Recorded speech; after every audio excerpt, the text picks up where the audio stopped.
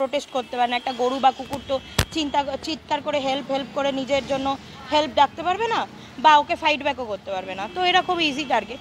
তো এর থেকে একটা চিন্তা আমাদেরকে সবার আগে করতে হবে যে এই গরু কুকুর এদের পরে নেক্সট সফট টার্গেট কে? আপনাদের, আমাদের বাচ্চারা, ঘরের বাচ্চারা, তারাও তো নিজেদেরকে প্রোটেক্ট করতে অক্ষম, এদের সঙ্গে লড়াই করে পারবে না, চিৎকার করে পারবে না, তাই না? তো সুতরাং এই জিনিসগুলোকে খুব সিরিয়াসলি নিন।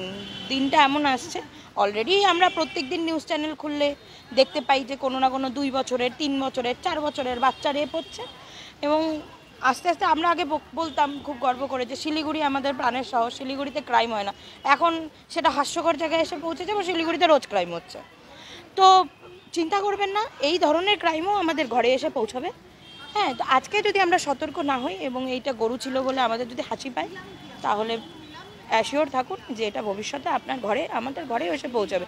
সুতরাং ভীষণ সতর্ক হয়ে যান, প্রোটেস্ট করুন, রাস্তায় নামুন। এই ঘটনাগুলোর জন্য রাস্তায় নামার দরকার আছে।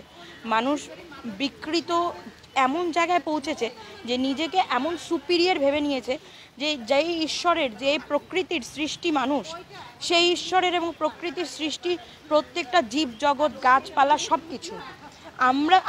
আমরা যদি কারোর সৃষ্টি হয়ে থাকি, তাহলে আমরা নিজেরা আরেকটা সৃষ্টিকে ধ্বংস করার নিতে পারি না, অ্যাকশন নিতে পারি না। এটা আমরা ভুলে গেছি, এটা মনে রাখতে হবে।